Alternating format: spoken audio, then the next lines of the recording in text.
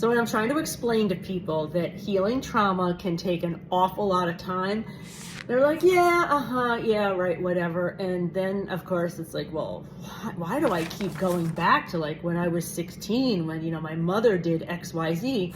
And it's probably because you got a couple of trauma points around those ages. That's what I found. That's what I was most surprised about with my therapy. And I think one of the best ways to give an analogy to describe it is think about your triggers or your trauma points as fingernails that are chipped and ripped up and they're catching on everything and they're a pain in the butt and you want to deal with them, but you just don't have a nail file around. So they're a really big hassle, right? And then I want you to think about a psychedelic assisted psychotherapy session or a talk therapy session as one swipe of a nail file.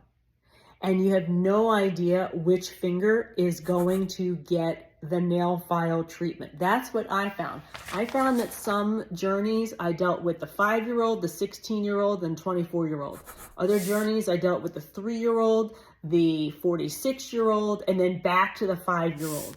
And eventually, all the fingernails got filed through a lot of talk therapy, a lot of integration, a variety of different psychedelic medicines, just because I'm curious about how psychedelics work with trauma. That's not in any way, shape, or form required. But as soon as I explain to people that every time you heal a trauma point, it's one swipe of the file, it's not filing the entire nail, I think it helps people give themselves a little bit of grace about the amount of time it takes to heal trauma.